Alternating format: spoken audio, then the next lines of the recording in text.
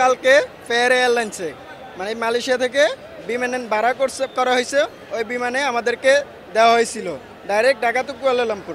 ওই বিমানে ছিল 5টা 30-এ, ওখান থেকে নেওয়া হয়েছে 6টা 30-এ। আমাদেরকে ভিতরে ঢুকাইছে, বোর্ডিং পাস দিবেও এই সময়ে তারা বলতেছে তোমাদের ফ্লাইটটা বাতিল। কেন হয়েছে আমরা জিজ্ঞেস করতে, ওরা আমাদেরকে কিছু ইনফরমেশন জানায় নাই, এখন জানায় না। ওরা বলতেছে এই শ্রীলঙ্কা থেকে প্লেনটা বাংলাদেশ এয়ারলাইন্সে আসে নাই, আমাদেরকে টিকিট হাতে ধরে দিয়ে এয়ারপোর্টের ভিতরে ঢুকাইছে। তারপরে আমাদেরকে দিছে ভুয়া টিকিট, ফিট শেয়ারের ভুয়া টিকিট দিচ্ছে। আমার টিকিট আমার হাতে এখনো আছে,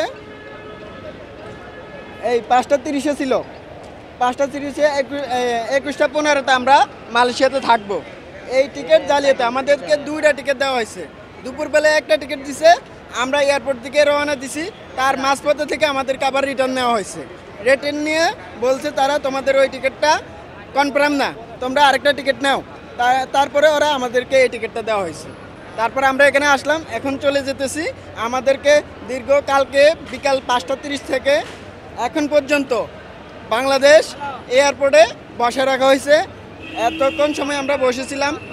এই 20 মিনিট আগে আমাদেরকে আমাদের দালাল চক্র বলছে তোমরা যার যার বাসাতে চলে যাও। তা আমরা রওনা দিছি, আমরা এখনও এয়ারপোর্ট পারাই নাই, ক্রসিং করি নাই। তারপর থেকে আমাদের মাঝপথে তারা আবার ফোন দিয়ে বলতেছে তোমরা আসো, তোমাদের ফ্লাইট হবে, তোমাদের টিকিট কাটা হয়েছে। এটা কি আদৌ সত্য কিনা না এটা জালিয়াতি এখনও করতেছে, আমাদেরকে এখনও কষ্ট দিতেছে। আমরা নিজেরও অনুতপ্ত, বা বাংলাদেশ এটার কারণে বাংলাদেশে অনুতপ্ত হইতে পারে, দালাল চক্র অনুতপ্ত হইতে পারে। আমি আমার ভিটামাটি নিজের জন্মস্থান বিক্রি করে আমি দালালকে টাকা দিচ্ছি।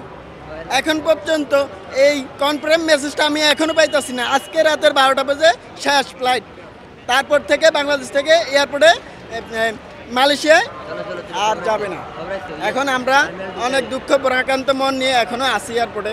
আল্লাহ ভালো জানে আমাদের কি হবে, আমাদের ফ্যামিলির কি হবে, আমরা কই থাকবো আমরা নিজেরও জানি না।